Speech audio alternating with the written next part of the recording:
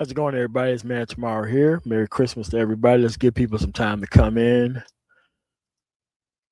Give them some time to come in. Give them a couple minutes to come in. So let's yeah.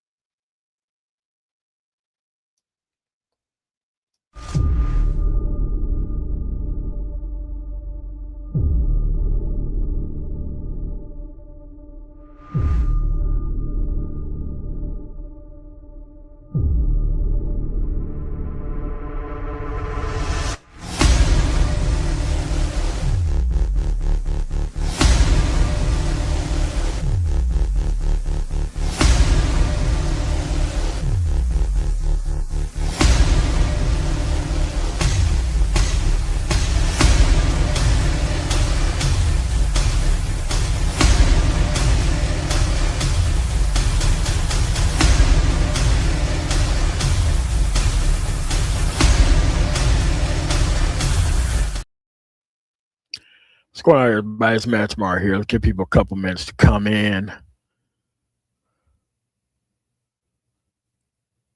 So that way we could be able to have this Christmas special go on. Apparently, people are going off flagging old videos of mine from like 5 or 6 years ago. So I went from 2 strikes down to a warning again.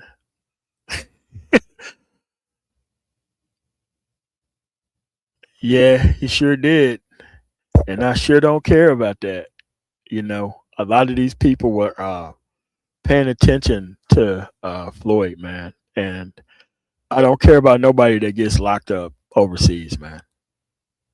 You got to be doing something hell to the gnaw and to the wrong to be out there getting locked up across the water.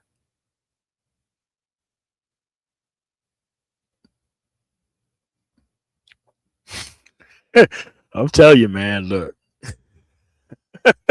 bro, I ain't, bro. I am not concerned about dudes dealing with young apples overseas, man. No use for it. No use for it. All right. So let's wait till some people come in. Because when I set this up earlier, that's when I got the notifications, and it came like in rapid succession that all these videos of mine was flagged and shit, man.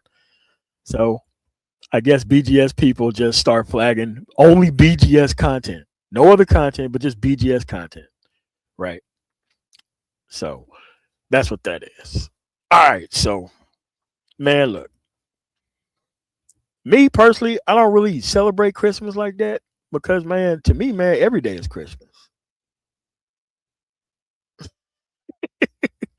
Bro, I don't really care about the Christmas piece because you should always be in a festive mood. I'm sorry, I'm not waiting all the way to December to exchange gifts, presents, call people, check in on people. I ain't doing none of that.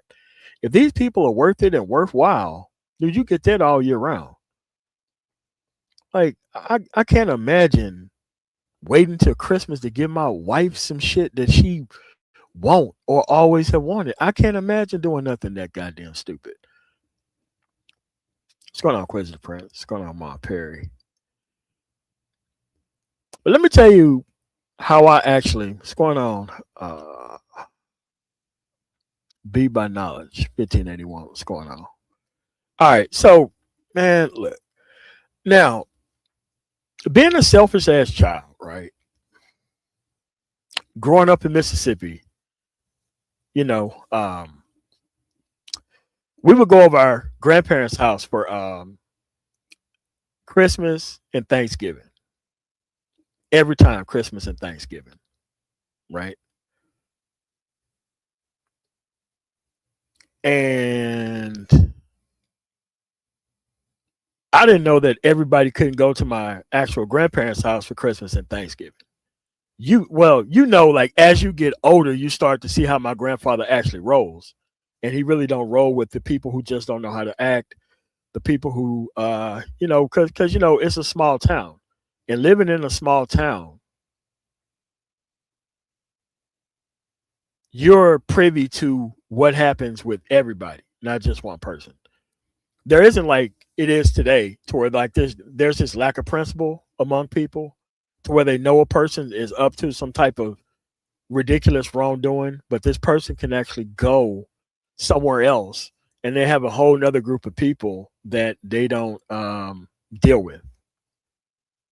Now, back home, once you lost that pass everywhere. Once you was on some non-principle stuff, you lost that pass everywhere, and everybody knew. So that way, you wouldn't be shopping around the same ridiculous individual from one environment to the next. Because if you're on some non-principle stuff over here, you ain't gonna do nothing but do some non-principle stuff over here. Like my grandfather used to say, "Look, that dude ain't got no job. That joker gonna steal. That's why he here." Being nice to this dude is reconnaissance with a smile. That dude's casing the place. He's checking stuff out. So that way, when you take your working class ass to work, this dude is gonna be rumbling around the neighborhood pretending like he know you when you at work and he ain't at work, right? So I remember, because my grandfather smoked Prince Albert tobacco, and he had like this cane shit, you know. At one time, I saved up my money because they never really gave us money, right? But the little money I did have, I took it and I bought him some tobacco, and I gave it to him for Christmas. And I surprised him with some tobacco. I was like, "So where you get that from?" And he was like, I was like, "Oh, from the store." I'm like, "They just let you buy tobacco from the store?" I'm like, "Yeah." He was like, "Why are you giving me tobacco?" And I'm like, "Oh no, people exchange gifts on Christmas, so I just thought I'd give you something for Christmas." And he was like, "Listen, I don't need gifts from you. You're a child. The best gift you got is some good grades. That's the gift, right? And good outcomes is what he expects from the adults as the gift." Now he was like, "Okay, I'm gonna take the tobacco, but you have to understand that this is not a requirement for you at this age, right?" And then he showed me like he get like a gang of mail, but only during Christmas. So he showed me the type of mail that he gets for Christmas. And this is all the mail from the people who got the good outcomes. The people who left Mississippi, the people who married well, who married right, the people who got their stuff together, the people who kept it together, the people who actually took advantage of the opportunities that they should have, the people who actually left home, got careers. They didn't like fall back into Mississippi. They didn't come back on some type of, I got kicked out the military or I lost my job, because you have to realize that the southern part of the United States hides a lot of underperforming men. And it's damn near the only society where you cannot be up to anything and still make it in society and still make it off minimum wage. There's really not a lot of places like that in the country, but the South is definitely one of those places in the country. Trust me. And that's when you just start seeing all these things from these people, man. And it's like these are family members that never came around. These are these are family members that never came around.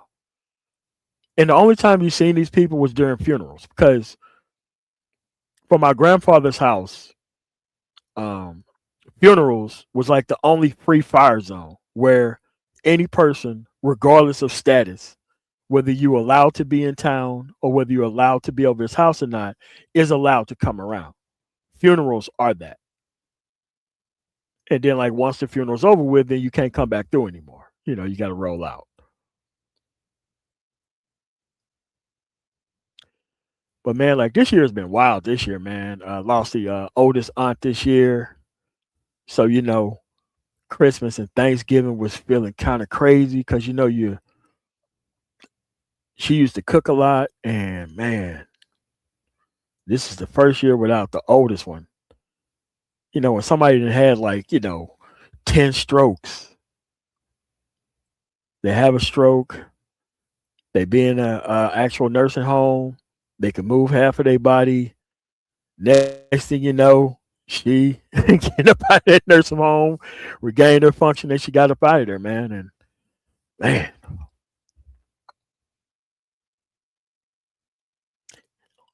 and one great gift that I actually gave myself this year is to stop live streaming so much and stop explaining myself to the manosphere to everybody who's not listening. Because I've come to understand that most of these people have a character issue. And the character issue that they have is based on the people who they watch and who they're actually attracted to. Like, there's no real reason to be watching any relationship content right now. There's no real reason for it. There's no real reason for it. Like, now how this stuff is going to go. It's all performative at this point, right? It's all performative. And you have to understand that a lot of these people talked about one thing and they did another. They did one thing and then they did another. So to me, right now, there ain't nothing but the problem solving piece with actual politics. That's where we at right now.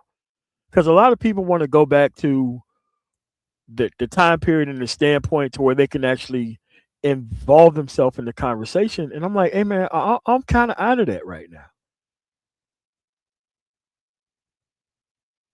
I can't keep doing that type of content and trying to bring these dudes around.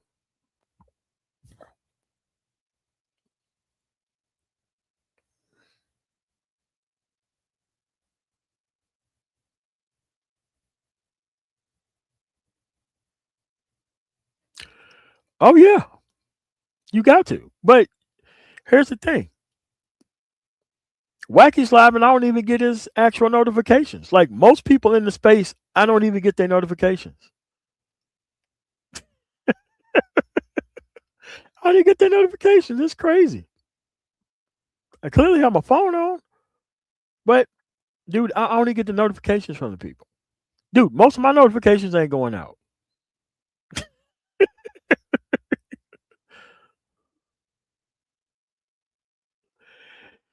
You are correct about that, man. I mean, the digital divide has already happened. Like a lot of these people have found another vendor.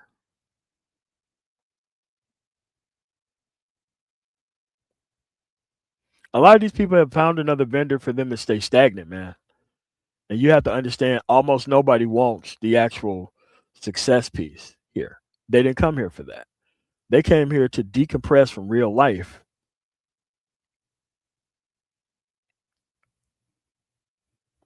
And the decompression from real life is to hang out with the same people that they can't do the stuff online.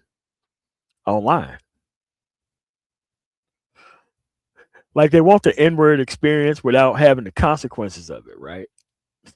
That's what it is.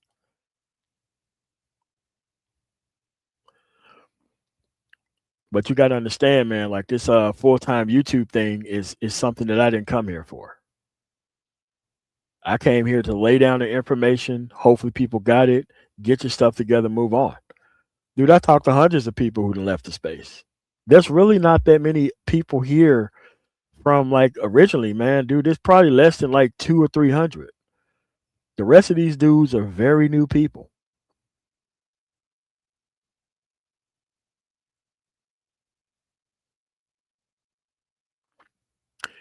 See, that's what I'm saying. They do it all the time. They do it all the time. So that way their children can be focused on being kids and being productive. Focused on school and being productive. Like when I went around Muslim people today, yeah, and they do celebrate Christmas.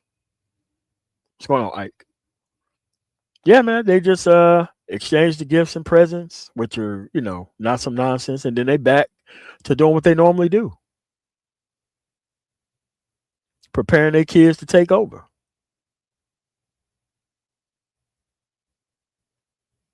And that's why you got to hang around different groups of people, man, so that way you can see how people roll.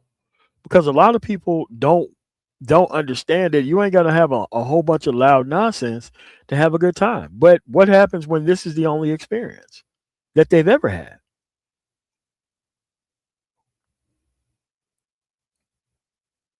Now you're the socially awkward one when you go back. And a lot of people don't have to understand that maybe you need to take a couple Christmases off. I had to.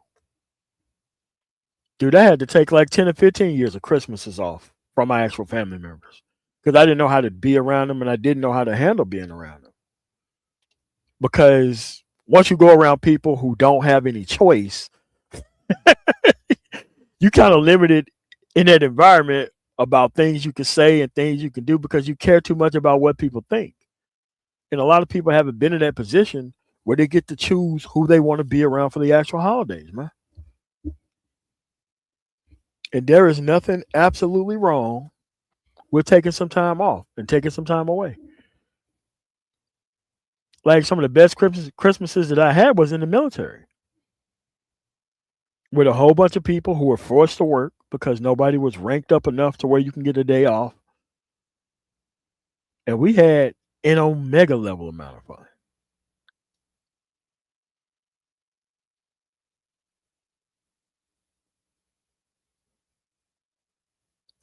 And people don't understand, man, like that spending your time with people is a choice. I remember when I used to go on cruises for Christmas, and you see the same people who are on them cruises or who's at, in those Mexican kind of resort locations. The same people who want to get away from their family and do stuff. What's going on, Cedric Webb? And you got to understand, man, like, hey, man, family is a choice, bro. The people who you decide to hang out with on this time is a choice. Well, most of these people are actual, blood relatives. Most of these people are not at this point. Most of them are not. But here's the thing: we all on the same level, though. We all trying to still have good outcomes, though. And I just recreated my actual grandfather's experience by leaving most of the blood relatives out of this shit. That's the great thing about it. Moving these blood relatives out and replacing them with actual productive human beings who's actually trying to go somewhere and being comfortable among that. Not comfortable among ratchet nonsense, but being comfortable among that. And yes, it is starting over. Like a lot of people don't understand that rebuilding that social circle and rebuilding that trust and being around different personnel, it is a form of starting over. It is a form of actually building a new and a different culture that has absolutely nothing to do with these other individuals.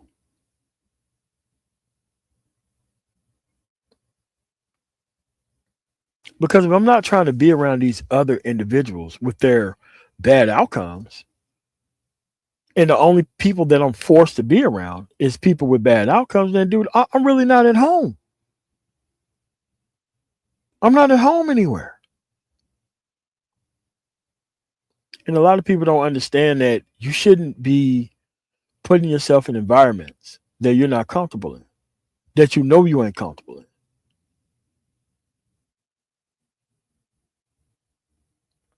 At some point, you're going to have to rebuild this thing.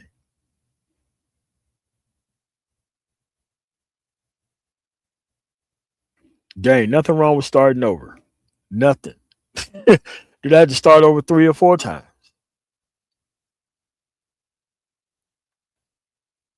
Look, you let the wrong person in, they end up on some nonsense, blowing up the spot. They didn't got arrested for some nonsense. Now you got the police and the feds looking through all everybody's personal stuff and all that kind of stuff. Dude, it happens. It happens a lot. It happened to me more than enough times.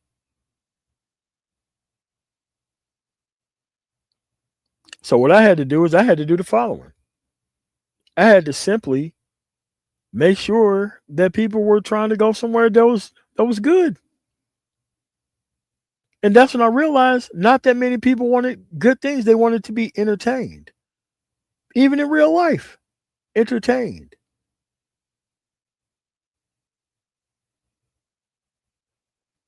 But you got to understand that a lot of these people ain't got nothing to lose, man. And they need this group dynamic to hide their failures. That's what's going on in a lot of these environments. A lot of these people are actually using these environments because they don't know how to produce. They don't have any critical thinking skills. They dodge the responsibility of everything and they're looking for something to roll off of somebody's environment so that way they can pick it up and run with it. That's how come people are good at these actual antisocial circles rather than actual social circles. These antisocial consumption circles don't work. Usually, the person with the least amount of responsibility and the most amount of ability to keep stuff going is the person who runs those actual antisocial circles.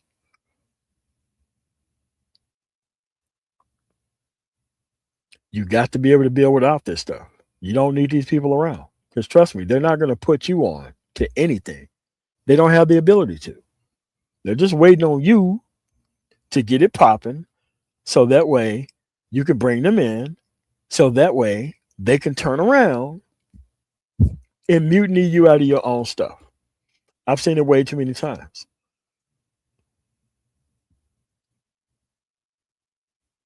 A lot of crashing out in these actual holiday season too. You got to stay away from those people too. What's your friends going on? Hey, yeah, how you doing? I'm doing all right, man. Like I'm not sure what's up with your mic, man, but it's like already flaking and shit. And Oh, yeah, my miss. Can you hear me now? yeah, you gotta turn the mic down a little bit though. I'm not sure. Oh, let me. I got this. I got this new Bluetooth, but no, all I wanted to say, you look with these family members or or you Bro, your listen to mic this is nonsense on politics.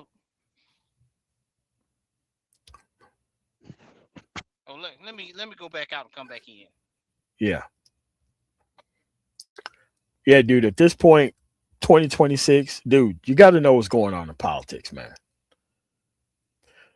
I was listening to this dude last night, and this dude was having the worst time trying to explain things to a person that he was actually talking to online.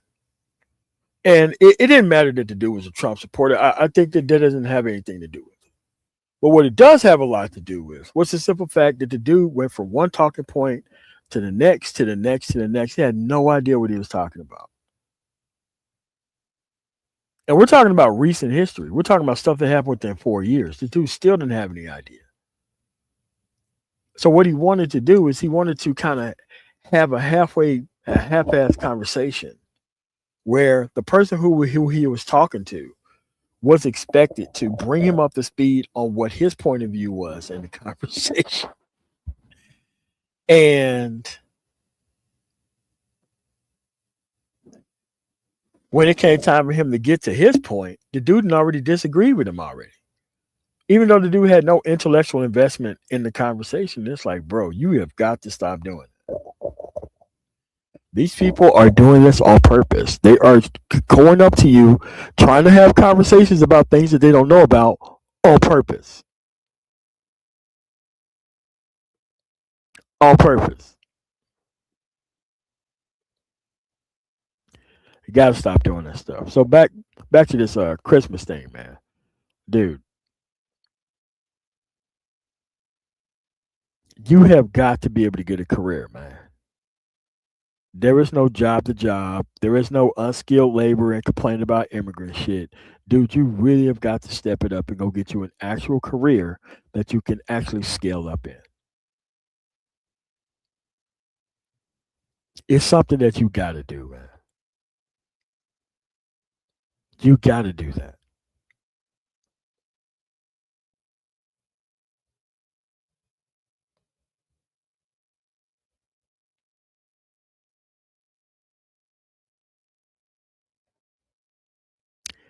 It's something that you just got to do, man. Because, bro, bro, everybody isn't about to hang around and have these bottom barrel conversations, man.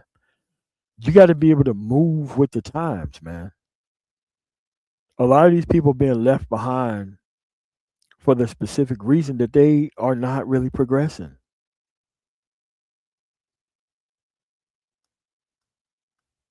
Because next year is going, I'm telling you, people are not trying to check this AI piece, and it's going to start biting a lot of people in the ass, man.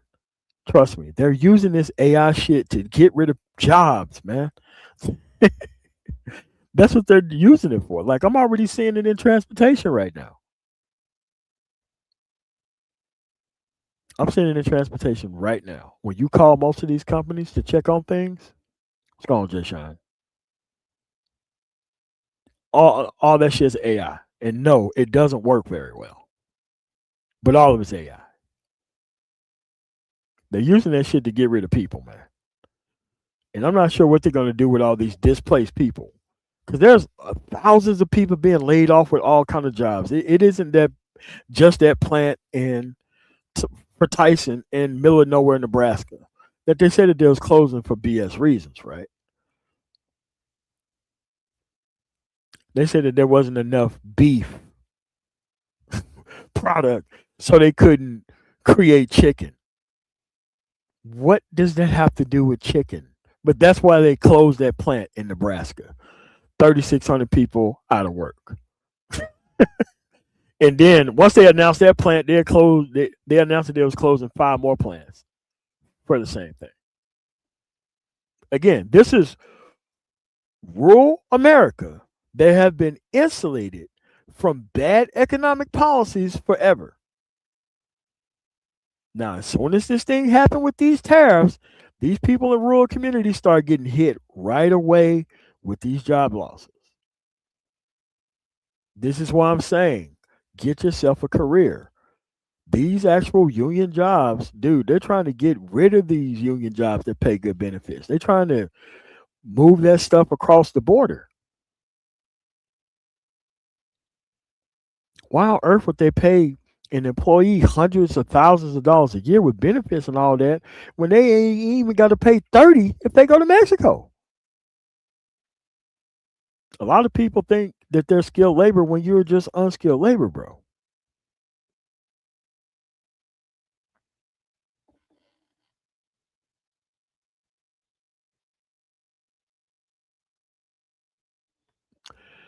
That's what I'm saying.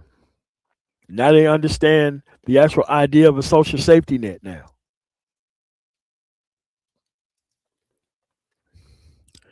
I tell people conservatism is a culture, not a political party. It is a culture of radicalization. It is not a political party. It is not.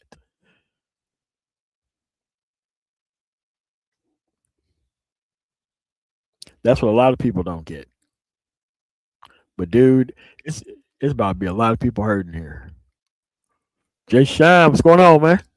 What's good, brother? Yeah, man. Merry Christmas, man. Happy holidays to you, brother. Yeah, man. I used to enjoy celebrating the Christmas the day before when I was over there in 2015, man. And I was finishing up an Air Force contract over there. I handed it off. Uh-oh. Chat, can you hear me?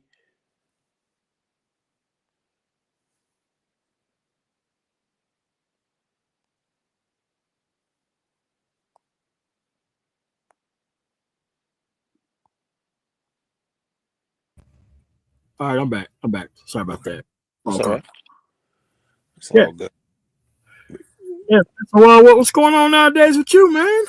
Shit, nothing. Just getting in the house about 2 in the morning. Out here, being too grown. Yeah. Yeah, had a good time hanging out with some friends out here, drinking and talking. But it's always nice to be out here during the holidays. The Christmas market's ending today or tomorrow over here where I'm at. So those are always nice. Go out there, get some Glühwein, Yeah. talk shit. You know, yeah, man. So everything good where you at? Oh man, it's great, man. It's great, man. This year, man, like there was a lot of job losses in like transportation. Like I had to change a bunch of shit on what I was doing Hmm. because they kind of fucked up the over the road game for a lot of Hmm. companies. Like you don't see a lot of big companies over the road no more. Like they on some final mile shit. So I have to like move up into the areas that they were in. Right. And you like a lot of people don't understand that the food prices are going up because these conservative areas are they they say that they're actually giving people English proficiency tests. They're not doing that. They're giving these people English grammar tests from college on the side of the fucking road. Wow. That's And crazy.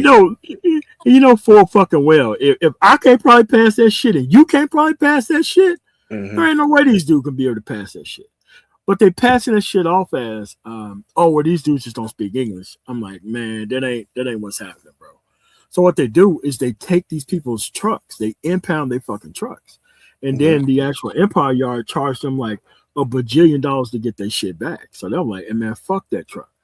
Ain't Yeah. nobody about to pay three or $5,000 to get a truck out, and you got 40, 50, 60, $70,000 worth of frozen food shit on the truck. I was like, fuck it, I just pay the insurance costs, and that's just the end of it. A lot of people don't understand that their food prices are going up for that reason, but you have these stupid motherfuckers who keep trying to, right now in 2025, thinking that immigrants being here doing better than you with their American opportunity is the fucking problem. I'm like, bro, you dudes are not trying to go out here and get any of these jobs that these people have, man. So Yeah. I don't see what the problem is. Well, the problem is, a lot of these conservatives run around here not realizing that their white daddies and white mommies depend on the system more than anybody else. Yes. They depend on the system more than anybody else. So, they expect, jobs, like that Tyson thing happened in Nebraska you was talking about, Yeah. that's all over the country where they got these little towns and they depend on these companies to feed them, you know. So, one of the biggest, things that a lot of people have not paid attention to, and we gotta even give a lot of blame to the Democratic Party for this is the BRAC movements, and putting defense contractors out in red states. That was to help those poor white people, you Yes, it know. was. So you know they depend on the government. Defense is the Hell, government. I don't care if it's hell, a private company; they get money from the government. You know, and when tariffs and tax policy come down, it affects them the hardest. So they voted for it. um, I'm happy for them. MOT. I love this for them. yes, All same right. here. I'm a little bit jealous. I'm gonna tell you why. Because to see an American actually get what they vote for, I'm jealous. Yeah. I'm jealous. I can't. I never get what I vote for. I hardly Oh get what I no. vote for. For them to get exactly what they voted for, I love it for them. I'm happy for them. I'm not gonna hate. So go out there, suffer. you know, you got your little white supremacy, you got your white nationalism, you got rid of DI. Good for you. You did all your culture war battle stuff. I'm happy for you. All right. Now enjoy Christmas. Enjoy yourself. It's not red times, man. What's going on, man? What Yeah, up, yeah. man? What's up? What's up? Yeah, yeah. I was gonna say, no, Jay Sean, you still overseas? Yes, I am. I'm Okay, comfortable with my heated floors right now in Tunnerstein. How you doing? okay. No, I'm good. No, I'm good. No, I was gonna say at this point, like, cause I've been seeing, more Europe, Trump. They really don't trust this administration. Like, I think I saw something like the UK. They start some information sharing, like military intel sharing, because they don't trust them. And I'm like, Yeah. you're really seeing a more push for like remilitarizing of Europe, as far as like, hey, if we can't trust these people, we can't basically we can't trust the Americans. Basically, we got to defend ourselves. I can't remember what country it was in. May have been Germany. Someone was It's saying Germany. that they were It's, telling a Yeah, bunch yeah, of yeah. young It was men like get yeah, prepared for a war with Russia, basically. yeah, it's Germany. It's Germany and Poland, and I'm over at the tip of the spear, man. I'm gonna tell you what's going on. And the bottom line, Renaissance, this is all a global white nationalist movement. Okay, as you Oh know, yeah, that far right is coming back in Europe, trying yeah, to at least. it tried to, and then the leftists had a rebound because they seen the horrible stuff that's going on in America. But the goal was to get them to remilitarize. That's the goal. And there's a march right now in Europe to rearm, which is not a good thing. You know what I'm saying? Yeah, when you You look at the haven't history of the had, continent, they be fighting each other. Like, yeah, you had Germany take a policy of what pacifism, since World War II. Yeah. Japan too. And now they are revving up, man. They're revving up. So you're gonna have a new German army coming to a theater near you. All right. But that's also part of the plan. That's why they're doing it. They're gonna blame Trump, whatever, but that's really part of their plan. It's a global issue. That's why you see Steve Bannon and those other guys over here all the time. They're all talking to each other. The white supremacists around the world are talking to each other, from New Zealand, from Australia, Yep.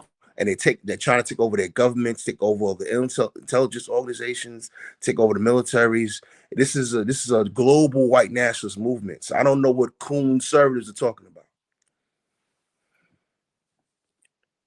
Yeah, but they always try to personalize it towards them, and try to make themselves the actual reason why stuff's happening. Like, because they voted for the Trump, they're responsible, and they haven't named a single solitary thing that they've gotten out of this thing since it happened. No, they're not getting anything out of it but feelings. It's like that dude from Jefferson's, man. I was in love with Florence. Feelings. Yeah. They just in love with White Daddy. They're in love with the cocoa. That's what this is about. There's no policy that they're pushing for. When you have idiots online talking about they need Trump in there to run the government right, this is running the government right. You are sick. Yo, Something this wrong dude with is you. incompetent.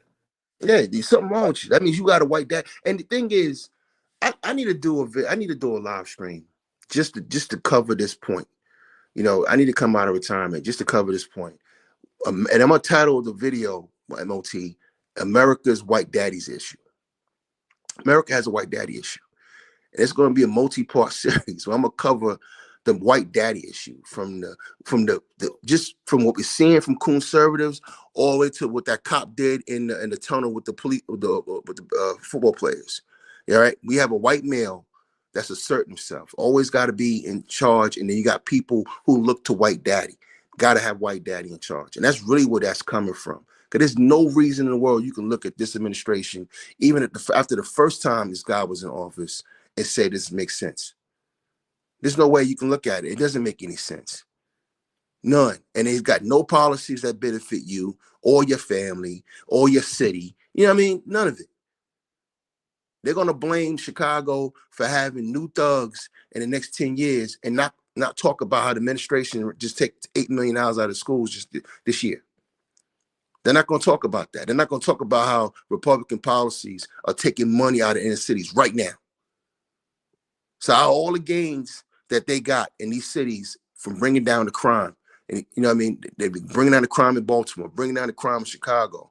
It's not all that's going to be washed away when you have all these ignorant kids running around with nothing to do in the next 4 or 5 years.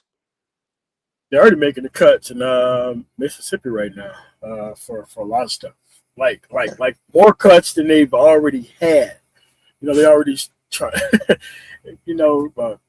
They're just trying to get rid of more taxes so that way they ain't got to do anything for the people, man. And it's just wild how people still try to associate themselves with the people who are in power when Now the rural areas are starting to hurt. Now a lot. Hospitals, whew. Yeah. Yeah, I was Mhm. gonna say too. I know both of y'all know this pretty well too. The way Trump, which I think he's about to sack this dude at some point, with Hegseth, because they don't really trust that guy. But I saw he's basically taking away waivers for mainly it's going to affect men of color, mainly black men, as far as like shaving waivers for razor bumps, stuff like that, trying to get people out of there. I saw one brother who was pretty high up, maybe like a 3-star, 4-star. He retired over those Venezuelan boat strikes that were going on. So Mhm. at Yeah, some he point, better. He better. yeah, yeah, at some point, I think whether it's down the road or whether this dude gets out of here sooner, they're gonna have to answer for some of this shit because you can't just be violating international law and giving what do you call it uh illegal orders to people. And they were saying they also Trump was trying to take out the JAG Corp as well. Yeah, yeah, and he's doing it. My biggest concern, being in DOD, and maybe it's a conversation we need to have behind the scenes because there was something that happened in September. I'm not going to talk about it here between me and the 3-star. But my main concern is the damage they're doing to the officer corps. Oh yeah. Uh, you know, just it's the whole push right now is to get rid of color, and the reason why they're recruiting so hard in the rural areas and the red states is because they're trying to phase out color in the ranks. They really don't want to beef up the numbers because they don't need to. Our military is like most militaries around the world, or moving to drone and more automated Unmanned, autonomous, yeah. unmanned vehicles, UAVs, UAMs. You know what I mean? So um, we don't really need a lot of people like that to fight us. To handle things the way we need to handle things. But You don't see a lot of people going out there right now, like in the middle of the water. We just hitting them, from the air. We don't have to be there. You know what I mean? You don't have to have 5 or 6 boats out there, man, with 20, 30 people on each boat. You see what I'm saying? We don't need that many yeah, people to the, exact punishment around the world to reach out and drop a bomb in somebody's lap. We can hit people from everywhere. As long as we don't do any more invasions and occupations, we don't really need bodies. the only thing I say that though is like with technology is that your adversaries are getting that technology as well. Correct. Um, which that creates the issue. The other thing though is I was talking to a dude who does recruiting. He did it more at the officer ranks, but he was just like, hey, first of all, when you look like you could try to run the color out, but I'm like, when you start looking at under 18 people with 16, that age group, that's Yeah. the most diverse group of Americans you got. And you got white dudes who really, I mean, I was talking to one dude I worked with. He was like, hey, he was Air Force. He said he was a fireman in the Air Force. He wanted to do. I think he said he wanted to do like polytetrics, like the bombs and stuff. Hmm. Um, but he ended up being a fireman in the Air Force. But he was saying, he did it for I think 8 years, something like that. But he was enlisted. And he was telling the, hey, if his kids go in, they can go in if they want to, but they're going in as officers. He's not letting them go in as enlisted. And I'm like, he's Air Force. So I'm like, the people who you even are trying to go hit and recruit in these areas, I don't even know if they're even biting. And then they're saying a lot of these kids can't even pass the what do you call it? The As well. As no well. no no the fitness test. Oh, fitness test. What? I don't care about that. Yeah. Wow. Yeah, Yeah. he was like, when you look at like kids who are obese and then gonna get medical waivers and then are interested, he's like, your pool of people goes down to like 25% of the population or something like that. Right. That's absolutely right. You know. But Yeah, they're trying to. Yeah, I see what they're trying to do. I don't like I said, the officer course. I'm like, you you can't. As y'all know, I'm preaching to the choir, but even if you take a white supremacist world view, that's going to be a downfall. That's the thing with Trump, and people don't understand is that yeah, when you start vetting people for loyalty, you're not gonna. When you're an yeah, officer, you got to understand geopolitics. You can't come at the world from this. Hey, I want the world to look like this and because they, you're they just gonna make always bad decisions. they always understood geopolitics as part of their training. And the problem is when you do that, though, it's easy to pivot them to politics. They're politicized in the military right now. these rallies that this president is having with troops behind him, and they're cheering while he's knocking down and talking down on political rivals, that's completely inappropriate. That's absolutely inappropriate. It is dangerous. And Yeah. it's one of the things that concern me. And the fact that that's happening, and then you have officers in the military allowing that, whether it's the Marines, whether it's the Army in Fort Bragg, that stuff is dangerous and is foul. It's wrong. It's transforming our military. And this is in the first year. We got 3 more years of this. You see what I'm saying? So my biggest concern is the professionalism and the officer corps of the military being destroyed. You know my background. I've worked in the Pentagon. I've worked in all over DC and for DOD, and I'm over here now overseas working with DOD. I'm seeing this. I'm seeing these young soldiers come over here with no bearings, no training, and no core. They're not loyal to the Constitution. They're caught up in personalities. They're caught up in some bullshit ethoses and colloquialisms, and things that we didn't have when we came through the military. So this is something we're going to have to fix. And we got GOs out here quitting. And that's serious when a GO quits and they've been in the grade, say a 3-star for less than a year. That means he's choosing to retire as a 2-star. That's how bad it is. I understand that. But understand this. It's a while to create a black officer, man. Like that's, dude. You're talking about one person. It's low enough percentage to go to OCS, and then it's low enough percentage to make it past captain, and then it's another percentage to make it past major and colonel. And dude, that and you just getting rid of people like that, man. That's crazy. It's crazy, and it replaced with people who are completely unfit for leadership. Yeah. The other thing I heard too, but I'm curious your opinion on this too. I mean, they said, now this has been a while ago, a few months back, but they said that they lost a bunch of people when Hegseth had, everyone flying to Arlington basically to go talk about fitness in front of, all these people, higher officer corps, because it's like, hey, these people know that, hey, you put jeopardize now security. You got all these people in one place at one time, all sorts of security risk that, hey, that didn't go well, that they lost a lot of people there. Some people thought he was going to get sacked then. But then one other guy was saying, hey, at least with the more higher level brass, that a lot of those guys look to their mentors. So if they do have people who are retired, when they find themselves in the jam or just, trying to think how to handle a situation or even just think about legacy, they're thinking about the guys who were their mentors, who moved on, who retired now. And, someone may reach out to them. And he was saying he thought that may be some of it that curbs what Trump is trying to do, is that, hey, these people at a certain, like you said, down the line, those younger ones, but the older brass, and even you can say the mid-level that have been mentored by other people that, they know this is inappropriate and they got a problem with it. Yeah, but he's dead. He's doing exactly what I gotta push back on his notion. Hegseth's not going nowhere. All right, I'm in this. I go to DAU University. I got 13 credentials I just picked up in the last year. I'm seeing how they're changing the curriculums. All right, I got pushed out of a supervisory course.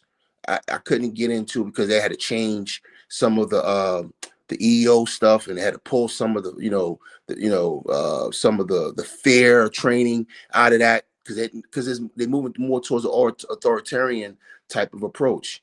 He's doing exactly what they want them to do. He's doing exactly what the Heritage Foundation wants done. He's doing exactly what Trump and his people in MAGA wants to be done. He's not going anywhere. The only way to get rid of Hegseth is if the Democrats win the House and the Senate next year. That's the only way he's going to go. He's doing exactly what they want him to do. And there's nobody to check him. Pam Bonnie's not going to hold him accountable. There's no one going to hold him accountable. So he's not moving anywhere. Trump doesn't care about how it looks. This is exactly what he wants to be done. He doesn't care about rules of engagement. He doesn't care about law. He damn sure don't care about international law. He doesn't care about American law. So y'all watching this happening in real time. And it's not a game. You get rid of habeas corpus, you get rid of due process. Throw out the Geneva Convention. We in a different world. And unfortunately, you got a lot of idiot dudes sitting in YouTube acting like a bunch of boys talking like boys, thinking like boys, you know, and not understanding the world that they're entering. They're not ready for this. They're not ready for the world that we're now in. It's not about what's coming. We're here now. No, you seeing the wild thing with all these people on the right is they don't seem to get, like, the people who are not white don't seem to get it. Like, they're getting their wake up calls. I'm like, you seeing it like with Fuentes basically telling Ramaswamy, like, hey, I won't be in Ohio next year during this governor's race, and I'm gonna do everything basically to make sure you don't win because I don't see you as a part of MAGA because you're not white. Same thing, even like I saw a video of some of these conservative Jewish people. They thought they were down with these Christian nationalists. These Christian nationalists didn't let their anti-Semitism come out. Oh yeah. Tell them, hey, you're not wanted over here. Anybody non-black, anybody non-white is basically getting. I mean, you're even seeing that with Vance and his wife. You know, they got pictures of him out there, you know, arguing, yelling with her. They're saying they're not wearing their wedding rings. All these people are getting their wake up call from the far right who thought, hey, you know, they talking about them. They're not talking about me. All these people are basically being shown the door. Yeah. All right, Quentin, let's try your mic again. If it don't work, then man, I guess you got to roll out. Right. See what we got. Yeah, can you hear me? Can you hear me?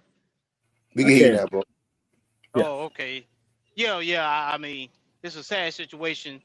My former company commander, when I was on active duty years ago, he was up for his third star, but got held up by that center out of Alabama, the football coach, Tuberville. And he just went ahead, black guy, he went ahead and called it quits.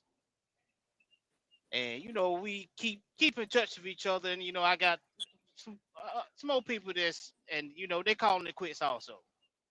And it's more than a sad situation to me, because you listen to all this stuff, nobody through all this yapping everybody doing online or whatever, nobody has no kind of solutions to move forward positively for us. And I mean, but you have to understand why that is, though. I mean, they are, to my opinion, they're stupid. No offense to them, they're stupid and they love chaos. They have nothing else better to. The average person don't know the politics that goes in just to go turn on your light switch every morning. I mean, they and how dare you not be concerned about the way of the military, how the military operates. Uniform code of military justice, that's gone out the window. All it's about is I ain't even gonna say a good old boy network, like y'all said, authoritarianism. And you know, where's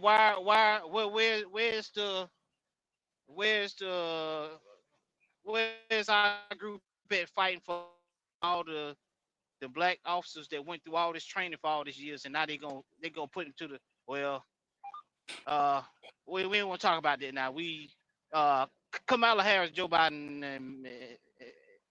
and Obama, that is their fault. Hey, you gotta. It's a whole spectrum that people don't understand. They ain't trying to understand. It's a sad state of affairs that they don't understand. And the military, this isolationism that, oh, we the big bad United States. Oh, okay, about business before World War One, they were still, we United States, we don't need to enter it. World War II, same thing. We need to just be by ourselves. It's not good to be by yourself. It's always good to have allies. It prevents chaos from happening all around the world. But hey, what do I know? I mean, but it also prevents them from starting their own wars in their own interest if they're using all of our stuff. Now, if you have them go and create their own stuff by themselves, you lose control of the trajectory of where all these people are going. I don't know why you would want to do that or want to set that up for that to happen. I don't understand the actual idea of that. Well, I mean, I don't want to go down the rabbit hole. I mean, us gentlemen, I don't here know why they, but it's sad. I mean, to me personally, it's sad the way to see the military is going. You've seen this sprouting up with bucking against this when Obama was president. Okay, fine, but Trump pardoning officers that offset Navy officer that and he done something to the POWs. You know, do you know how bad that make us look Yeah. around the world to our Reinstated allies? his commission. Let him back in. Let him back in. Yeah. I mean, do you realize? And I don't know what these. The gentleman said it earlier. A lot of people don't know. Hey, you can go. I've done the tour in Iraq and Afghanistan. Them people are not afraid. They're not afraid to die. I don't know what you think you're going up against when you think you just go take on the world when you want to. Well, he showed that in the first time he was in office when he pardoned, those Blackwater people, and he pardoned that Navy SEAL, and the SEALs even testified against it. And the SEALs never do that. That's how bad that situation was. This is a white nationalist situation that we're dealing with, a Christian nationalist situation, and a corporatist situation. This is what I call the American Ghidorah. You ever watch Godzilla and you got the three-headed dragon? This is the American Ghidorah. In one head is Christian nationalism, the other head is white nationalism, and the other head is corporatism, and it's marching at the same time. That's the overlap, and that's what you're looking at right now. You're looking at three movements working together, overlapping with each other, working at the same time. All right, and this is what to the same drum at the same time. Exactly. They finally met up at the right time. Yeah, exactly, and they're not playing. And their goal is to transform and use this American machine, this war machine, this corporate machine, this economic machine to bend to their will and remake the world in their image, in their way, and that's happening. So to empower it as a black man makes no sense. This is why community is important. Obama, Biden did their job. They made sure that we had black, officers come up through the ranks and they weren't overlooked. All right. Lord Austin was one of the most qualified Secretary of Defense we ever had. His resume is insane. Any white general who had his resume would be one of the greatest generals of all time. You understand me? And CQ Brown was elevated. Yeah. CQ Brown was actually, he's a conservative. He's a Republican. Yeah, he was promoted by Trump first time around. Trump just got mad. He got mad about that George Floyd video. It wasn't Trump. It was Pence and his people. It was people in the armed service community that knew CQ Brown and elevated him. So he's not a DEI. He's somebody they knew. Everybody in those armed service communities know these generals. Okay? So to pick somebody, replace him with somebody from the National Guard that no one knows, that was never a chief of staff, because Trump and Pence, they elevated him to Army Air Force chief of staff, which put him in, made him eligible to become joint chief of staff. So he was a joint chief. He was on the Joint Chiefs staff as the Army Air Force chief of staff, and then he got promoted naturally, just like Milley and other Joint Chief staffs got promoted. It was nothing janky. There was nothing special. No one did any DEI hires. To remove and replace him with somebody completely unqualified for that position is not only dangerous, it's insane. And you got guys running around this space who took the oath, T, like me and you. They took the oath. And they sit here backing white nationalism, not the Constitution. Yep. There's people in this space, police officers. We're not going to name any names. Yeah. We got police officers. We got ex-military guys around here kissing, a fake, mass teacher's ass, talking about, this is right. This is the right way to go. And I back this Hegseth guy. What are you talking about? What oath did you take? We got a bunch of oath breakers working around here. You know why? Because these are a bunch of cowards. These are spineless men. And they don't have community. These black men who got elevated didn't have any community that was going to respond to them. This is why black politics matters. I mean, but they use politics as a means of just complaining about women, dude. They don't really care about any of this stuff or how it works or anything else, because their idea is play black women talk, complain about black women talk. They don't even care about anything else that happens. And then they live in areas that are not even politically viable. Like you have these people who live in like middle America and they know who run their government. It is not the Democratic Party, but they come online and complain about women and the Democratic Party as if that's going to help their Republican ran state Do better for them. Well, MOT, white daddy got to fix their woman for them. Yeah. They need Yeah. white daddy to fix their woman for them. That's the crazy part about it. If let's just say, you know what, they, you know, this legitimized their beef with the women for just a second. But the problem is they're not fixing it. They're not trying to form, they're not trying to organize, become community leaders of their own community, come up with a code of conduct amongst the men to put their community in order. They want white daddy to fix it. And that's the saddest part. Solutions whatsoever. They want no solutions. No, they want a solution. Exactly They want a right. solution. They They want white want daddy to fix it. That's the solution. White daddy's gonna come with laws to stop them from doing X, Y, Z. White daddy's gonna fix the child support laws for me. White daddy's gonna fix the abortion situation for me. White daddy's gonna stop making her act out and talk crazy to me. White daddy gonna fix it, T. And the thing about it, I said to the day I die. The government tried their best to help you not pay child support. They gave you free condoms. You didn't even want to take nothing free from. Go to the No, health I mean, but department, what get they them want free. to do is you know, they wanted to poach themselves a family off the carousel, man, and that's why none of the free condoms were to help these dudes anyway. What's wrong with these dudes, man? No, I was gonna say too, Jay Sean, real quick, back to you saying Lloyd Austin, just contrasting the two.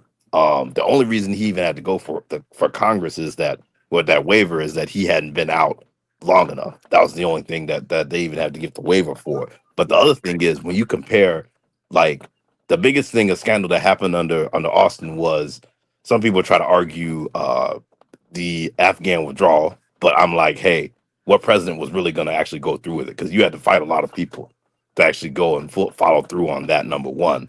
But then the other one was when he had the surgery, and they were like, oh, he didn't notify people he was going under the knife for, for what, 3 hours or whatever. So you had like a temporary drop in command. I'm like, you contrast that, because people are trying to fire. The Republicans were calling for him to be fired behind that. You contrast that with Hegseth dropping active war plans into a Signal chat, which, if you work for any government agency, as you know, you're not even allowed to have Signal on your phone. And you're dropping top secret classified information into a Signal chat that got leaked. It's amateur hour. Hey, Jay Sean, what are the consequences if you accidentally copy classified information in the military? What are the consequences? If you didn't do it on purpose, you still will lose your clearance. Yes. Right? If you didn't do it with if you just did, even if you didn't do it with ill intent, if you just did it by accident, you will lose your clearance. All right, that's at minimum, and maybe charged with a fine, and then you be barred from working in government or having a clearance for like 4 or 5 years or 7 years, something like that. You see what I'm saying? It's a heavy penalty, because that's how you make money. Now, if you did it on purpose, right, you're going to jail. Now, Air Force starts off with jail, man. Like, there ain't no accidentally doing anything. Going to jail, bro. It depends on what facilities you work in. If you work in certain facilities, you work in SCIFs, right? Then there's certain trainings and read-ons you get to get certain collaterals of clearances and all that. So yeah, if you do even make a mistake in certain situations, you're going to jail, because it's part of your job to know better. You see what I'm saying? But you go into jail for a Signal chat. You're not supposed to have that on your phone, period. Nah, you're not supposed to. That's crazy. That's insane. What happened? And the most American people don't understand what that really was. A lot of pundits and a lot of commentators did their best to try to explain it, but if you haven't been in the SCIF world, I come from that world. I come from the IC community. Yeah, you can't even take your phone in a SCIF. That's insane. You know what I mean? And then this is the thing that kills me. This is where my experience beats any so-called master teacher, hands down. After that shit happened, I'm still in an environment of white men who overlooked it. You understand me? There's a whole nother counseling that I'm getting, MOT. I'm getting counseled right now. You understand me? Daily. Okay? All right? Because even when I was in DC, even though DC, Northern Virginia, Maryland, DMV, those are blue areas, working in the DOD is kind of like a bubble. It's not a blue bubble. You're around a bunch Oh, of no. conservative white males. Oh no. Okay. Like, And I've been doing this for 25 plus years.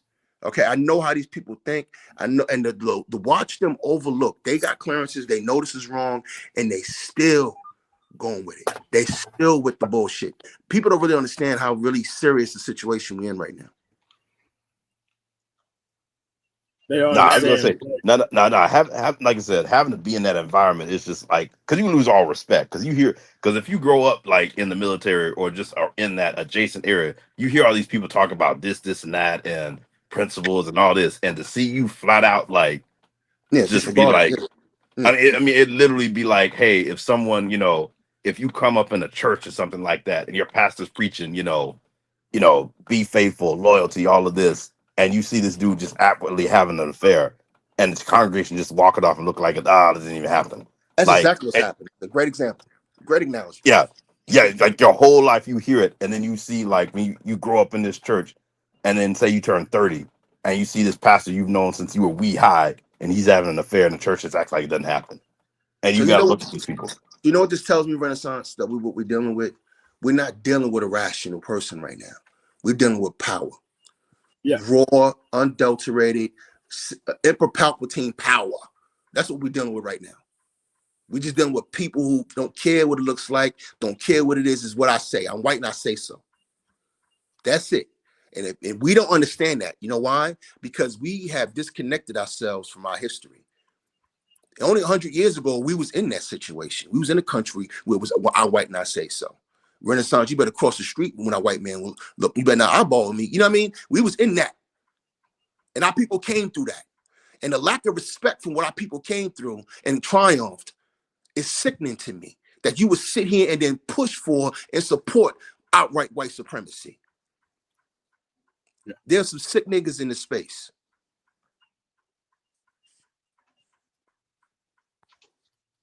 But you got to understand that they're looking at it from a standpoint of how many people I can stagnate. They don't really care about how many people that they can actually lead out of these things. They're trying to build a turnabout so that way these people can go right back into nonsense. They don't really care about moving people ahead. You know what that is? That's effeminate. That's what women, of course. That's what women do. Men don't do that. Women do that. Women get comfortable. Women are natural nesters. Women are natural survivors. Excuse me. I said that wrong. Women are natural survivors. All right. And that's why when I was on X Channel and I was debating one time, I used the French women as an example during World War II. Oh, yeah. When Nazis took over, women started laying up with those German men to survive. You know what I mean? Serving them, taking care of their uniforms, fucking them, all that stuff to survive. That because women are natural survivors. That's what they do. They'll lay down and let 10 men fuck them if they have to do that to survive. This is what they do. You know what I mean? And it's not a knock to women. That's just what women have to do. Women are not the stronger sex. Women will do what they have to do to protect their children, feed their children, and they're going to do what they got to do to survive. Even if that means switching sides. Okay? Men don't do that. Men are supposed to stand for something. Men are supposed to be the vanguard. We ain't supposed to wait for white daddy to solve our issues. Men are supposed to lead. Men are supposed to push for power. And these dudes are not pushing for power, MOT. No, but they're pushing for content creation. They are plantation ready. They're plantation ready. That's what they are. No, they're not ready to do any of that. Like what they want to do is they're ready to benefit. They're just not ready to put in the work. And this is just what they're on. You know, they've never had to really go out here and do anything. And that's just where they're at. And you just got, once you move the conversation, you see that most people are full of it and they never wanted to progress anyway. A lot of these people are not working class. You know, they're brown collar. They're just, they want to sit around and complain about bullshit, man. Dusty ass brown collar dudes, man. God damn. He ain't talking about UPS neither. Yeah, no. Jeez. Oh man, that's hilarious. Yeah, but you know, it is what it is, MOT. You know, we're gonna have to take our 300, you know, and hold the gap. You know, that's what has to happen, because this is about survival. We don't have a choice. You know, this is about survival. I'm getting a lot of people out of the South though, and into these other areas and into career fields and shit. It's like, dude, I have a lot of hope for the actual younger dudes, because they've been hungry for the information. You know, they still don't trust very easy, because you know these brown lanterns that they've been raised by and been put on the earth by, or whatever. But once you give them the information and step back and you keep on them about, look, do you want to end up like these people? Then use the information to get the hell up out of here. That's it. Yeah. I just don't understand how you don't want to be a leader. You know, don't want to be the head of anything. That you got Asians coming here. They've been here 10 minutes. They want to be president. You know what I mean? Like they want to be. You see what I'm saying? And we don't. We just like, hey, you know, this is what's happening. You know, sit back and we're going to just go on this. You know, we hear idiots in this space actually say that. We're going to sit back and go for the ride and see what happens. No. What are we organizing ourselves to do? Thing is, I really think you can't do anything about it, because if they're allowed to be the procreative class based on how much shit they don't want to do, then there ain't nothing we can really do about that, man. I mean, because that's where the buck stops at. Because, and believe it or not, Jay Shine, we got here by dudes getting access to the women first. And that's what they don't understand. They got access to the procreative faculty without even caring about what the outcome is. And then, on top of them not creating anything, then they want to push the actual can down the road and kick it into the black woman's direction. That if she was more of a perfect woman and accept a lesser dude, the actual family unit would be better. Or try to blame boomers for shit. Trying to treat black boomers like they were white boomers, like they was handed down all of these, government programs and shit throughout like 250 years of history.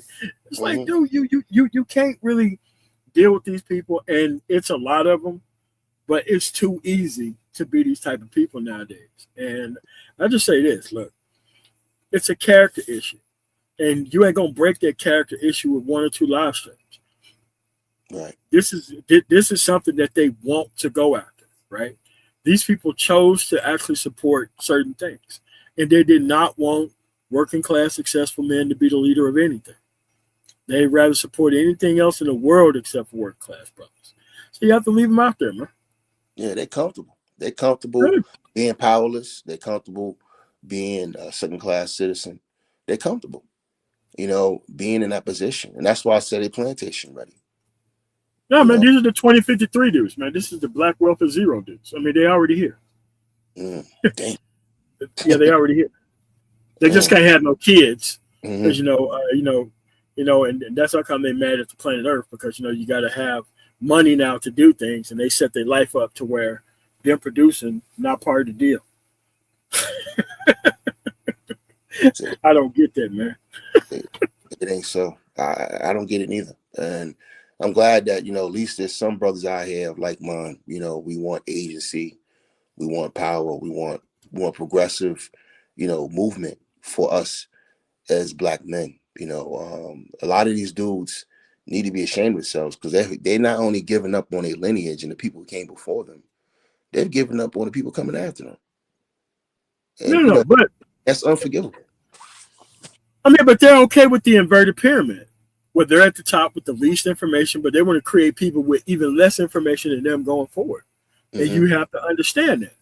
They are here to create this inverted pyramid and to stay up with it. And it's not just these people.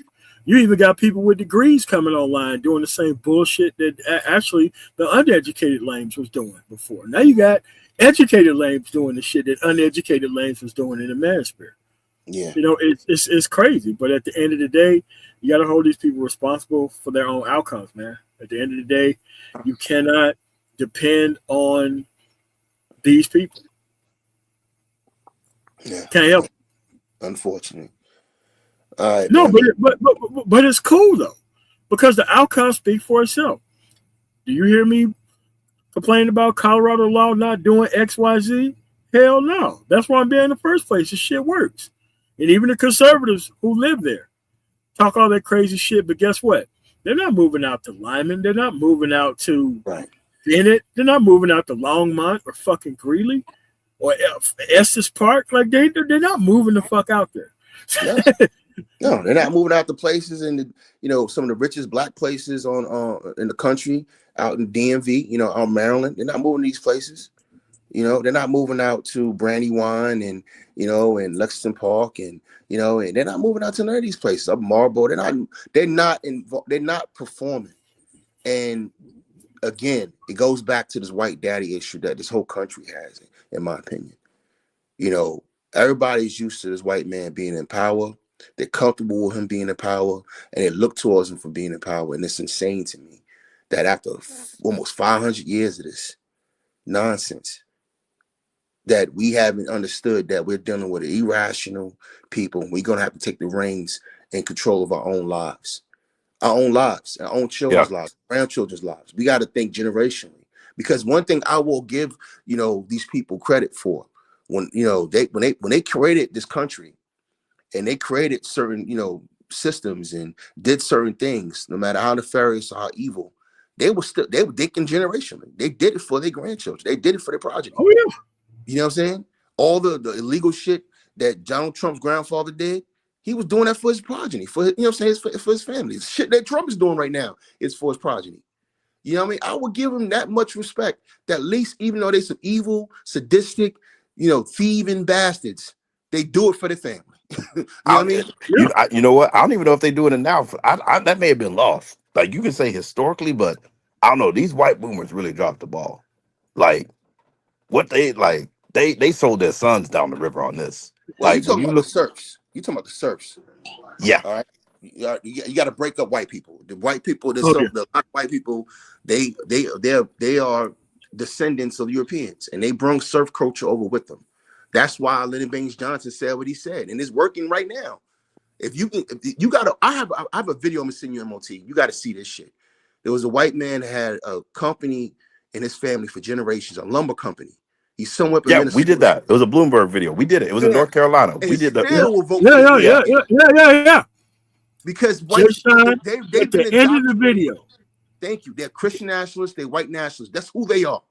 I don't care if they don't wear the outfits. I don't care if they wear a goofy uniform. They don't have to. That's who they are generically. You know what I'm saying? And that matters more to them than their financial wealth or financial health. Excuse me. And after he talked about how he lost everything, he summed it up by saying, after everything that happened, I would do it all over again. Yeah, exactly. And that's when you're dealing with motherfuckers that you should be dealing with. What's going on, to go? Man, how you brothers doing?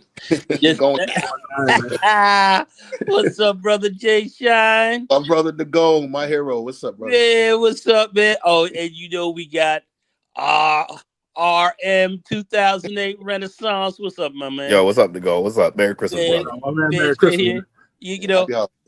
Happy holidays to you. I got my knocker MOT up in here, still tan out the frame. You know how that's working. And like I said, this is just the year end, man. I was just here with the fam, we chilling and all. But I had to take a look what was going on here, and I'm like, the Butterlade brothers are on right now, so I gotta. the Butterlades are on, so I gotta fall in real quick. Wipe me down, the Go. Wipe me down. Yeah. The Butterlades are in session. Let me jump on real quick. No, got the little brush. Yeah. Man, you know how it is, man. So I'm just falling in, man. To soak up a little cheer with some highly Butterlade cats that know what's going on up in here. So that's kind of it. But man, when y'all talking about these dudes are stuck to their game and they ain't changing it for nothing, that's the kind of game we got to be playing as well. So I would like to say this for 2026 coming up. Just look at what happened 2028. Look at the game they trying to run on us. I think our work is cut out for us. That's all I got to say. I haven't heard everything that you brothers been talking about. I'm gonna listen up here for a little bit, But that's what I got. That's what I got to add to this session here real quick. What you got? What you got to say, beloved Jay Sean? What you got to say, bro? No, I was gonna say. It said a lot. I was gonna say real quick, Jay Sean, on the tip though.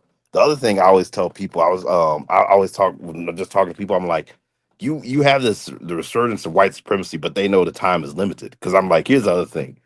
This China man, you can't say I'm the baddest man in the world and just ignore what's happened with China. China has straight up and said, hey, anything you go and do, like anything you try to restrict me on, I'll figure out. You so on the money with that, because really with China and how they're rolling, they have really put the notice on white supremacy. Your white supremacy game is summited. It's coming to an end, and these guys are freaking out over that. That's what a lot of that means, and a lot of guys are going to have to respond to that. And this is another big change that's coming down here that these guys are having a very hard time dealing with, because at the end of the day, man, they kind of know what this means. Yeah. But it's on them though. Like what it is that nobody wants to be associated with the Democratic Party anymore, because they can't sit here and not do shit and claim victory based off of everybody else's shit at this point. So they're trying to signal to conservatives that they're ready to be, weaponized or whatnot.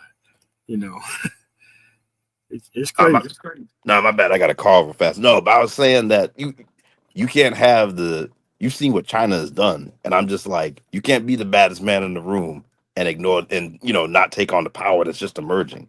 And that's where I'm like, that's where China has really exposed these people. Hey, you can't really compete with them. What they're doing right now. I mean, when you watch it, like their cars, the technology, their patents, they are running circles around these people. And was hurting these guys in their country and in China and here in the States. And listen, these guys got rockets and shit going to the moon. They're looking to land folks on the moon and whatnot. So where the superiority is supposed to be the West and these white cats and all this, that shit is now summited, man. They're challenging everything that's going on here, and that's what's bringing a lot of angst, a lot of issues as well, because Europe is definitely going to be now sliding into the, they've already been passed by. China's hitting us on the passing lane. You have also, Africa, so forth, with some of the fastest growing economies that are growing there. And you got this president talking about shithole countries and all this craziness. When you have some of the fastest growing economies growing there, so a lot of these guys are out of step. There's a lot of out of step. There's a lot of things that are out of step going on. And I think for the more conscious people who are looking at what's really going on around the world openly and, openly, and not really getting caught up into a lot of the madness that's being talked about here, you can ultimately see why these people are kind of responding the way they are. Not that it's, how would I say, justified, because these guys don't know how to respond to what's happening. But this is a large part of the angst that you're getting from these people, especially these savages, and these very psychotic people who have come to the fore here, who are trying to dictate policy and so forth. Yeah. That's why I say it's irrational what we're doing. We're not dealing with rational people. It's not rational. Some of the nonsense that's going on in the DOD right now. My coworkers laugh at me. They chuckle when I say this, but I say it all the time. I said, China only knew they would have Taiwan by Sunday. They only knew, because there's so many people quitting. There's so many people who are, disenfranchised. There's so many people who have been, they just, the morale is low. You know what I mean? It's just to wage, global wars, a war that far reaching, you have to have your logistics down packed, and we have the capability, but we just don't have the leadership right now. And, and I don't think we have an administration that cares enough. And the reason why this is important is not just about the chips that Taiwan has that we have to defend and protect. That's why we care about Taiwan, because of those chips. But is also about the dollar. You know, the Reserve situation currency. Yeah. in Ukraine, the Nuclear situation. proliferation too. Yeah, and the dollar, the more territory and the more gains that China or BRICS get, is more all of its challenging the reserve currency in the world, which is the dollar.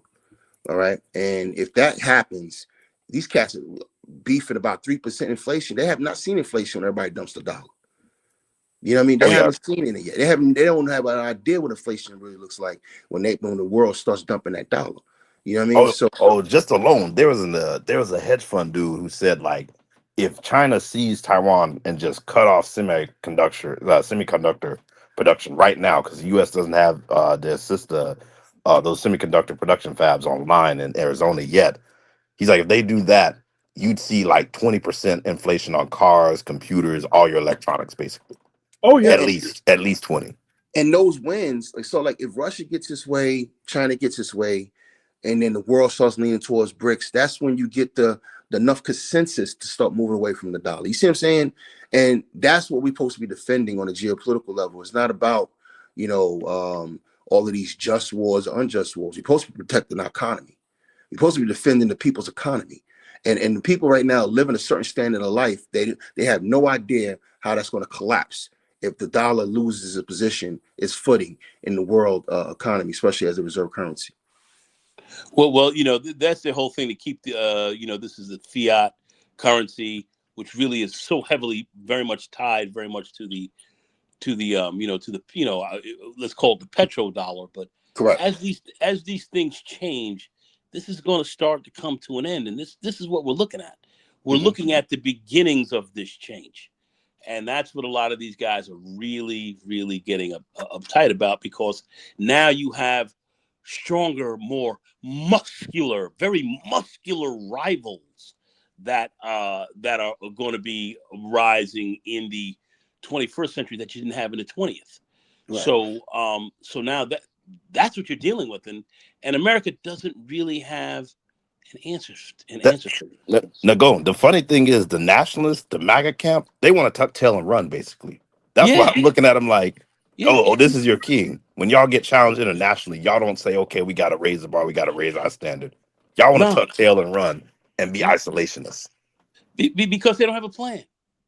They don't have a plan. Here, we were just talking about this is at the dinner table that we have. We were talking about just the very drug problem that we have in this country. Now, this drug problem, and this is what you see some of this, which is motivating, Trump and these guys to take these guys out in Venezuela, outside of using it as a cover story for taking oil and resources.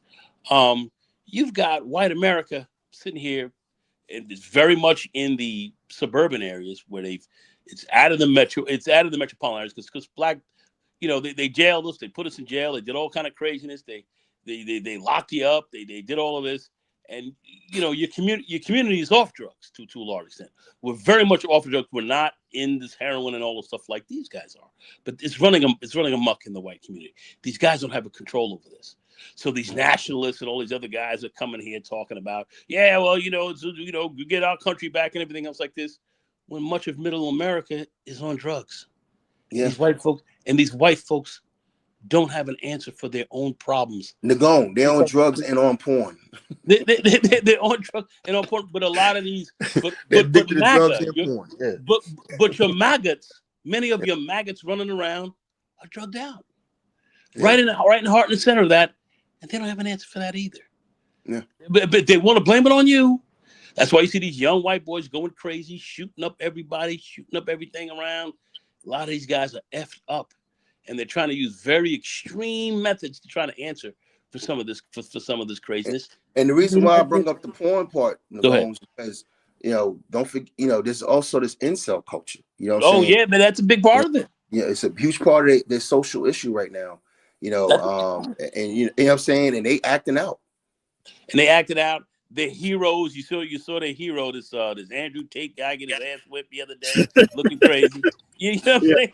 And I mean, they see that they're scammed. These guys don't have a way to go.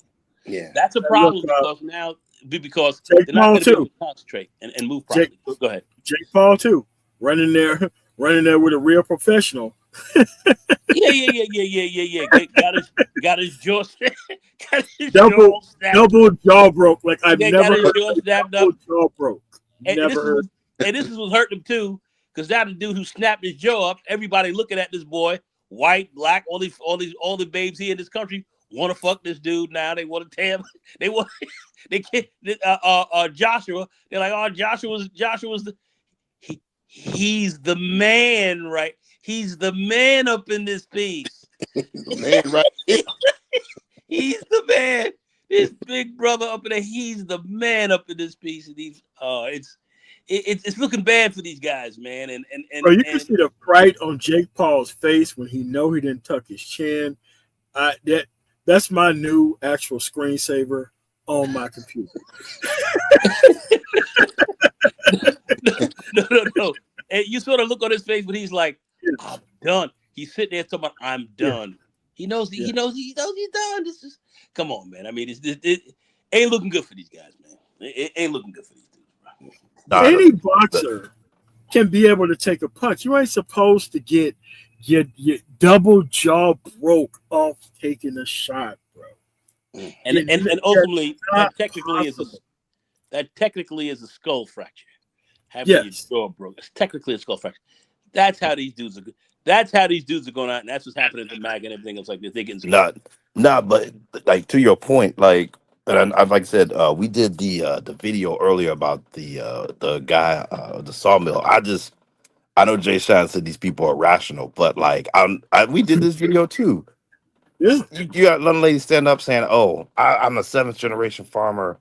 You know, because of these Trump's tariffs and this and that, I'll be the last generation." I'm like, you voted for this. 7 generations of your family done went through the weather, done prayed, went through the depression. Renaissance. I'm going to sleep all like of that.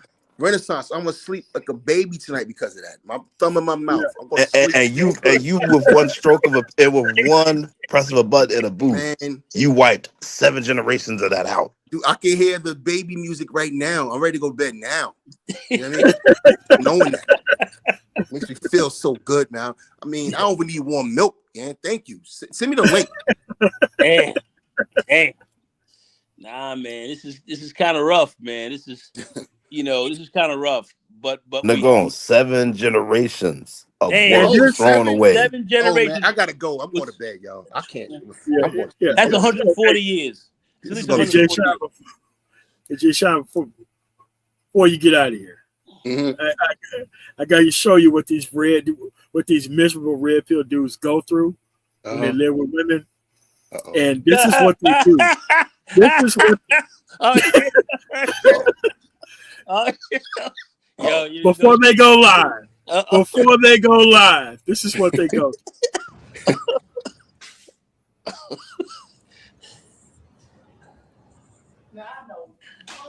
Oh!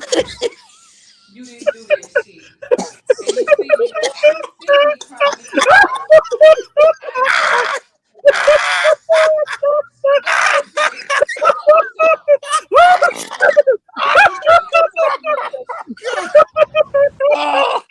Oh my God! Oh my God! Oh man! Damn. Look at this nigga. Oh my God! Oh my God! This nigga.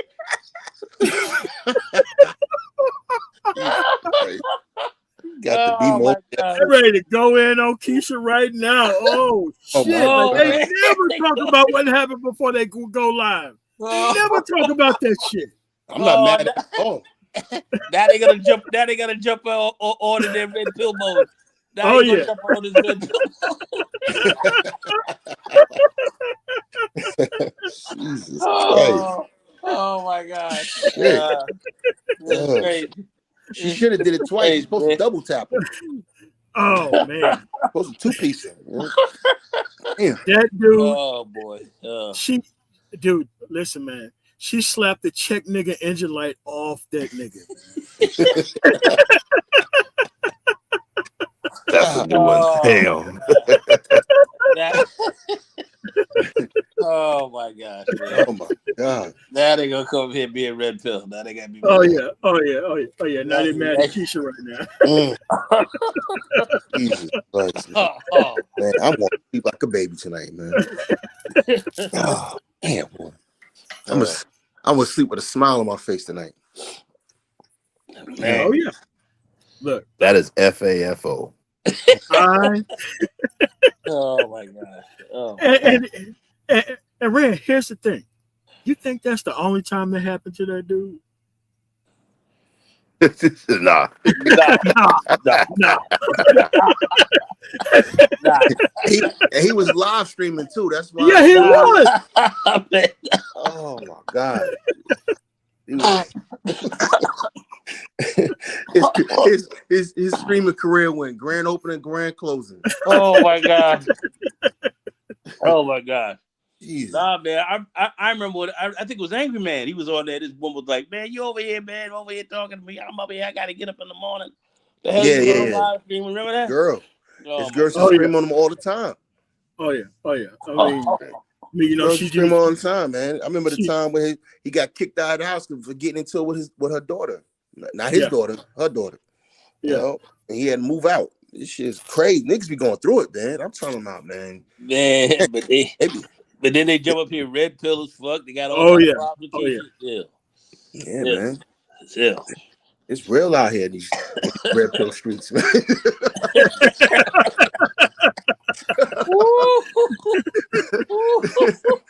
What did Naughty by Nature say? If you don't know and you don't go, don't ever come around the red pill ghetto. You know what I mean? But then he gonna be on a live stream later on, man, burning it, kicking it. oh yeah. Like in that case, it is all Jermaine's fault. Oh man. Oh, All right, y'all. It's 3:20 in the morning. Let me get up. Let me go to bed. I've been hanging out all night. All right, hey all right, man, brother Jay, let's hook up, man, later on, man. Great rap, man. Great rapping with you, man. No doubt, Yeah. brother. All right. And happy Born Day, brother. Again, man. You know, Man. everybody give that brother some love. And Renaissance man, always a pleasure. MOT, it's been real, brother. Oh yeah. All right, cool, Yeah. man. Yeah, catch you later, Jay Sean. All right, brother Jay. The gone. You want to run it back again, man? Was it? Yeah, man, run it back, man. Yeah, Oh, run that back. that dude got that. Oh, man. That dude, like he knows, like he want to go viral, man. Like this, what's up with these dudes? These dudes are too much, man. These dudes are too much, bro. But they talking about the guy knocker, she got him down, man. Yeah, man, but the gynocracy, get their mind right. Get that check engine light, man. Check engine light, man. Woo, man. All right. So hold on a second. Let's get that dude some proper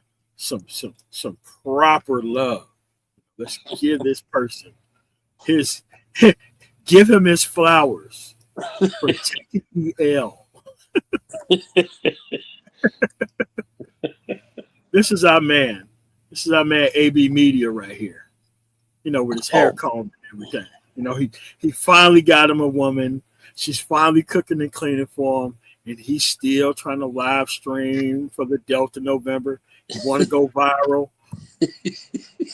And let's help out AB Media.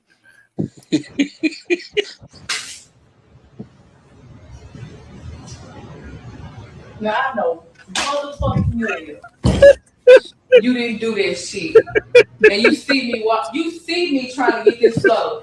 I just mopped over there. Go take the trash out of something. Go do something. My God. Go do something. Because you play too fucking much. Oh, you play too much. You play too much. Darn. That's true love, right? That's true love right there. Bro. You know? Bro, Bro, he was rebooting the Delta November 5000, man. He was rebooting. Oh man. Rebooting the Delta November 5000. Oh man. Oh my God. Hey, Jay Sean, before you go, make sure you watch Invincible on Amazon Prime. Please make sure you watch that. Please make sure you watch Invincible. It's pretty good. Yeah, man. No, that's Dr. Thunder. You say running on son. Yeah. Yeah, he before he go into like the dungeon, start doing live streams. Woo, man. Man. Like I said, it's a Christmas special, man. What else you guys hitting on tonight? But that's it, man. We're just talking about some real stuff. Just talking about how I found out that my grandfather's birthday was actually Christmas. Did not know that for a long ass time. Did not know that. Oh wow! And then I didn't know until I bought him something for Christmas. He was like, well, "That's not your job. That's not your responsibility." And the people look, good outcomes is what I expect. You're already doing what you need to. You are in good standing as a good Christmas present year round. Yeah. Yeah. Hey, RM, what you think is coming for what do you think is kind of coming up for 2026, brother? I don't know. It could go either way. I could see it like getting way worse, or I could see I could see the cracks in this thing starting to fall apart as well too. I don't know. I can see it going either way. There's a lot of transportation companies that are changing hands too. Like a lot of people don't know. Like some of the highest paying customer service jobs is in transportation. Yeah. As these dispatchers and as these brokers, like these people get paid $70,000-$80,000 a year for just sitting around, just basically doing customer service. So now these larger companies are gobbling up these smaller brokerages, and they're kicking these people out, and they don't even know that there is no job for you above $20,000 being basically good customer service, and a lot of people are running into that. Whole mortgages based on a career field that has left 20 years ago. Like a lot of people have got to understand, bro, you got to skill up. If you don't, you're going to be left behind. You're going to need all this entertainment. You're going to need a lot of alleviation from pain and problems. It is clearly your fault. And before we leave, let me get this $10 super chat out of the way. 2026 is going to be a year to get more skills, build additional income streams. 2027, poverty will go through the roof. You heard it here first. You are absolutely correct. A lot of poverty is going to go up, and a lot of people have got to make sure that they don't be the soft place to land on. I'm talking about women included, because you're going to have a lot of these dudes who come through, they live their life a game, and now they're trying to find a woman's couch to sleep on or whatever. Do not fall for that. Let these individuals stay out there. Yeah, a lot of people either got to upskill or reskill, especially like with what's happened with the government. I don't know. Yeah. We'll see if those jobs come back. But 3 years, 4 years, a long time to wait to get back in the federal government because they've cut a lot of people. They cut a lot. They cut a lot of people. We look at the job numbers. Looks like, and I'm going to say this specifically for Black folks. We were at 4% unemployment a little over a year ago. Now we're at 8%. What, 8%? Yeah, less than a year. Yeah, in less than a year, that's doubled. You have to really take a look at what that is kind of what that's really looking like. And as far as reskilling and move, you've got to be making moves kind of currently right now because, this administration is certainly going to be in power for the next, at least for the next 36 months. So you're going to have to really reskill and move to other sectors because if you don't, you're going to literally be ass out. So this this is pretty serious. As I said before, they're going to come after your dough. They're going to come after your work, and that's exactly what these guys are shooting at. I mean, it starts at the federal government, but it goes to like private corporations as well. Like it just don't stop. It just don't stop there. A lot of people don't understand how that works, but it doesn't just stop there. It goes kind of everywhere. So, so that's just where we're at. And you know, you have to be able to have time for principled conversation from working class people. And a lot of people want to be part of that entertainment class. Look, lots of luck with you. I'm not trying to be friends with you. I'm not trying to be on any of that nonsense. But at the end of the day, look, you get the community that you actually built. And gone tomorrow night. No. Saturday night. Today's Thursday, almost Friday. We have got to go in on these actual people. Who keep sitting online trying to blame boomers for everything. Oh, for sure. It is nobody's fault that, and here's the thing, nobody in this space is a you are not the father ass kid. Okay. A lot of these people came here to complain about boomers. They have more information than any Generation X person, any millennial person, and you still ain't doing shit with it. Okay, let's talk about what the problem really is. If they chose entertainment over progress, you can't blame boomers for that shit. Because everybody who's complaining about boomers are gone, you know who they listen to online? Bullshit artists.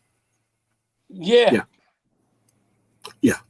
So we're going to have to go in on the, there ain't nothing wrong with the boomers. Because they don't understand that the 70s, they were still peeling shit back that had been done in the 20s. So I don't see how black boomers, you try to take a white boomer argument and you try to superimpose it on like black boomers, and I think that shit's out of line, way out of line.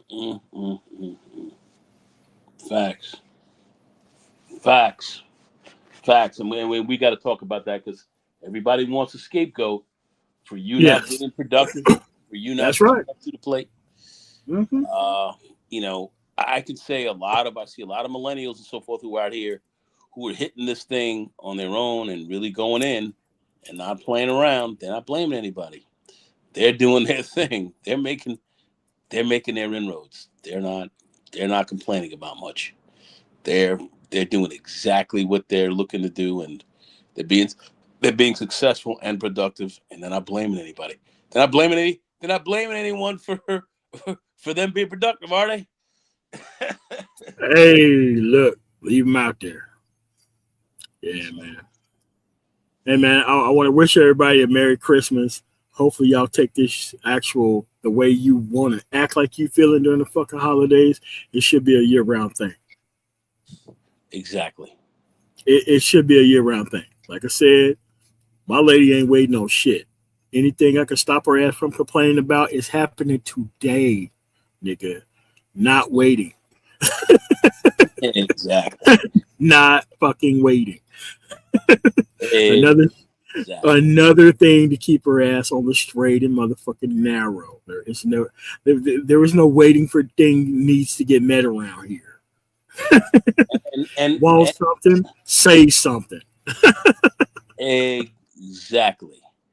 I'd like to say also to these folks who talking a lot of smack and don't think we're gonna talk with you and get with you this year, we're gonna be doing that as well. Yeah, man. So I want to thank you guys for listening and still be subscribing.